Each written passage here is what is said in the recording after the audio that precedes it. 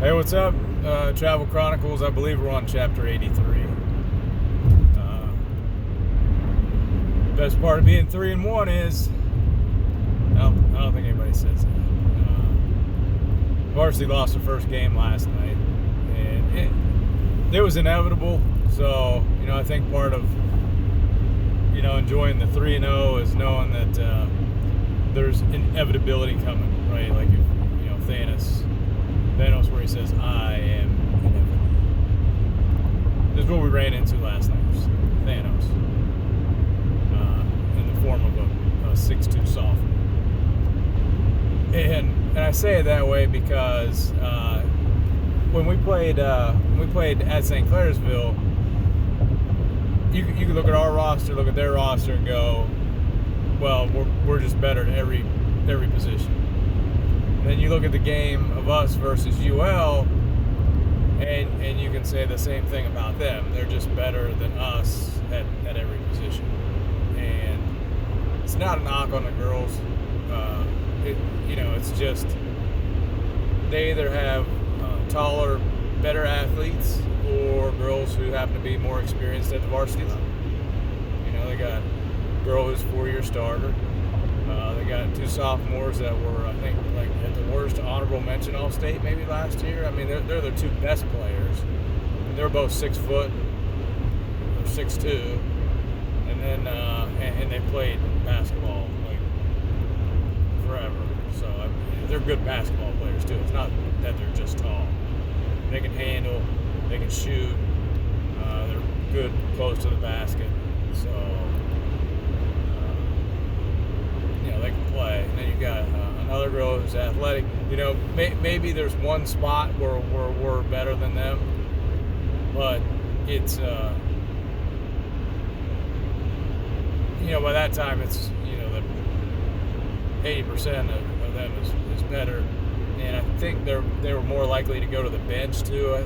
Is what it seemed. It seemed like they were a little bit ahead on substitutions, but they had a lead.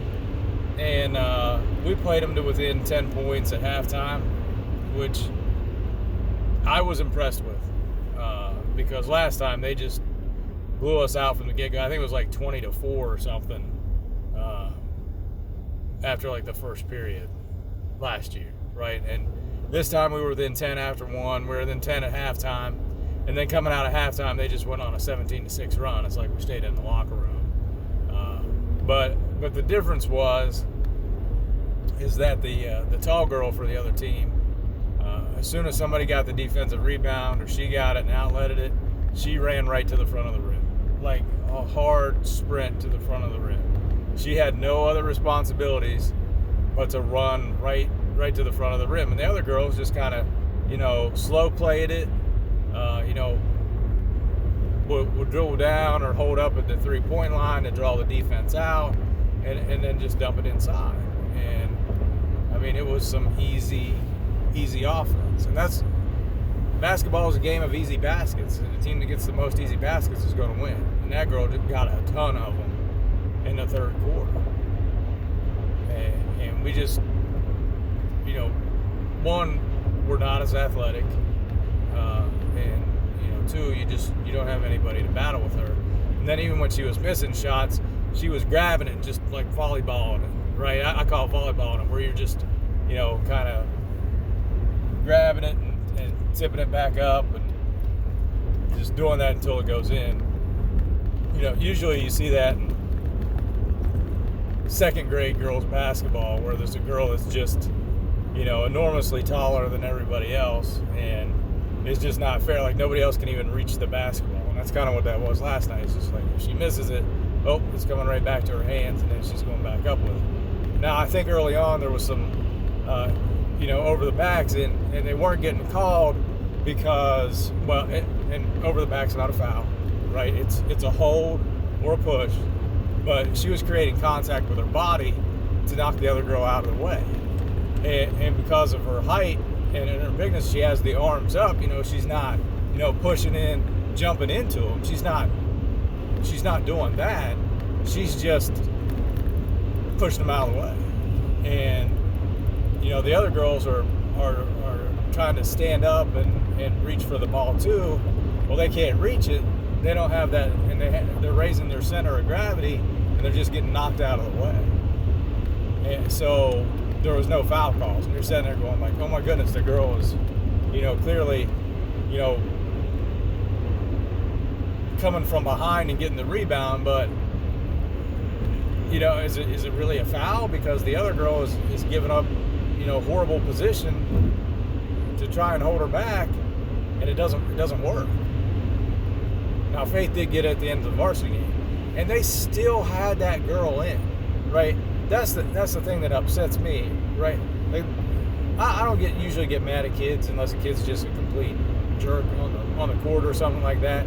That's hard in girls basketball, at least from a fan's perspective. I mean, they may be jawing back and forth with each other, or the girl may be a jerk while they're playing.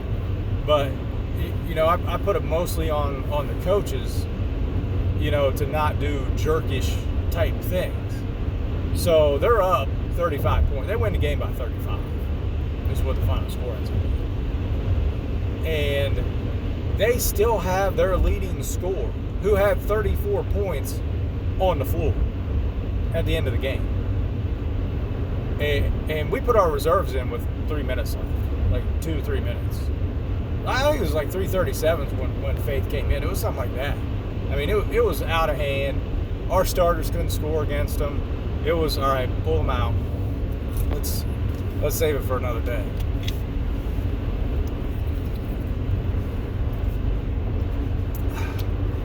Gotta get a drink. Part of that is because at the reserve level, we're already dealing with an injury. All right, or in the varsity level, because the girl's like your seventh man or seventh woman. So, you don't want to have another injury, somebody getting hurt when you're down 30. You're not coming back, you're not winning the game. All right, reserves go in, get some varsity experience. And this is where, the team that's ahead by 30, one should have had their starters out of the game already. If your reserves can't hold on to a 30-point lead, I don't know what you're doing with them girls, right? But by not taking that girl out, right? Another girl fouled out. One of the starters fouled out. She's a shorter girl. That would be the one spot where we maybe had an advantage. She fouls out. So he comes back with the starter, and this is like 4 or 5 minutes left in the game. And that girl plays the rest of the game. She does not come out. The rest of the starters come out. He doesn't take the one starter out, the other good sophomore, until less than 2 minutes left. And I'm standing there in the door because I come down to tell Dina that Faith's going in the game. And I'm sitting there going, why does he still have a starter? And like, I'm staring right at their bench, and I'm just ripping them, because why leave her out there to get hurt, right? And what are you doing? What point are you serving? Now, they had another girl on the bench who played in the JV game and could go in, right? I was like, oh, well, maybe she's out of quarters. Well, then why try so hard to win a reserve game, right? Because I think that reserve game, we were within 6 points. That's the best that we've played so far. We were within 6 points winning that game. Why don't you set her a quarter or 2 quarters? And that way you have her the whole varsity game. So that way at the end of the game, if you're blowing a team out, you can take your good players off the court. Even if one of them fouls out, somebody fouls out that you would have left in, you can take the rest of them out. I was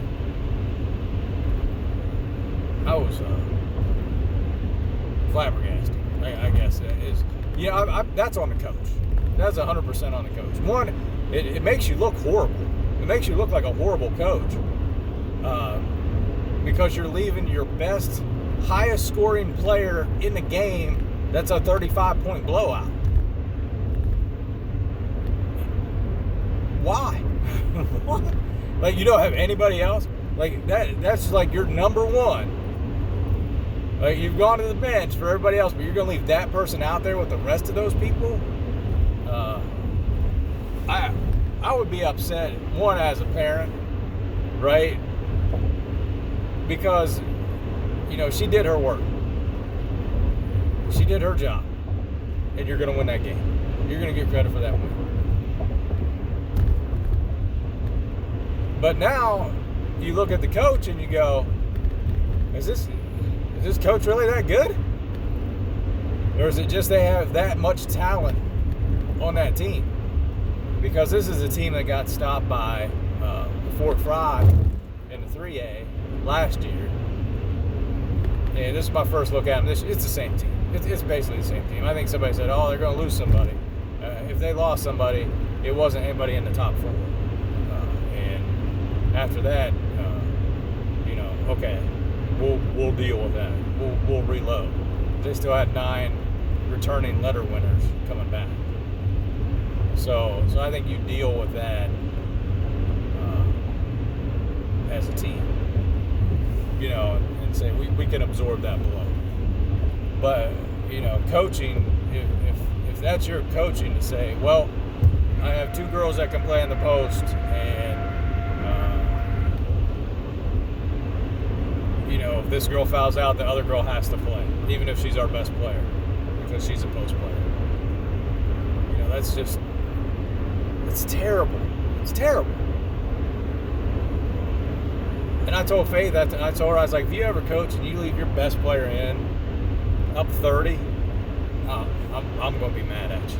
I'm going to be mad at you. It's like, if Faith had scored 30 points in a game, and we were up by 30, she should not be in the game. Okay, she deserves one to sit, right, and to come out and hear some applause from the fans, right? What limited fans you have in that game, because that's a limited opportunity. You get 80 of these things. They're not all going to be blowouts, right? But when you do get that, you pull the girl out, let her hear the cheers of the crowd, and then be done. Send her back in the game. That just irked me so bad, right? And then I sat there and I think about it. And it's like, what do I think about? I think about the one thing of a game that just upsets me so much. But during the reserve game, I did maintain control of myself. I did not yell for Faith to do anything other than like a couple double teams. That could have been anybody in the crowd.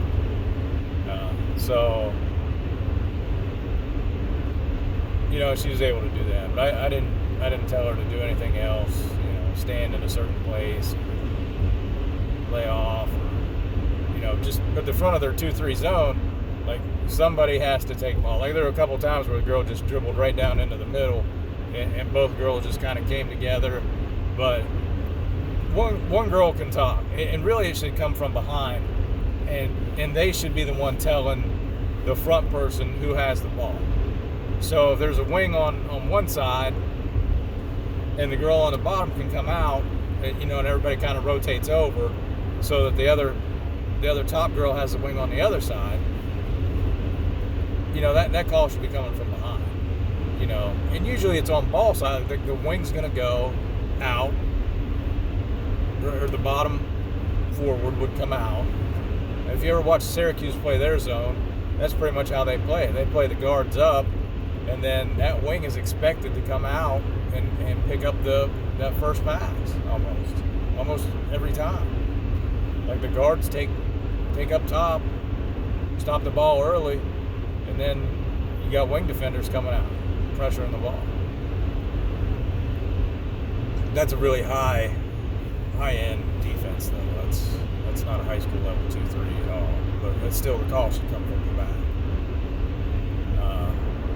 Or at least the guards should communicate with each other. I mean, take a look around. It's like, hey, I got ball. And step up and be the first defender. There were multiple times where girls could just walked up and shot a 3 because neither one of them wanted to take the ball. Because the coach is telling them to stay back. It's like, one of you has to guard. Like, even if you're playing a pack line defense, somebody has to come outside the 3-point line and pick up the ball. That's the idea of that defense. Everybody stays in, one person comes out. But one's got to come out. Everybody can't stay in. The only thing I've seen, though, that may help her is on the free throws, just coming up and without a ball in her hand, just get lined up and go through the motion of shooting the free throw. Get down, come up, no ball. And then that way when she gets the ball in her hand, now she's already shot 2 or 3 mentally, and she's more prepared to shoot the basketball. If you miss the first one, it's like, all right, I need to make a correction, or now I'm in the flow a little bit. On the second one, you make the second one, cool, but why not get those misses out of the way before you have the ball? That's just one thing, and it kind of helps. That starts the routine. That starts the mentality when you're at the line to kind of slow everything down and really have control over that shot. So I'm gonna work with her on that. And I think that's it for the week. We won't be back in action until next Monday. So no more updates on the season until next week. All right, be careful. Stay COVID free. Later.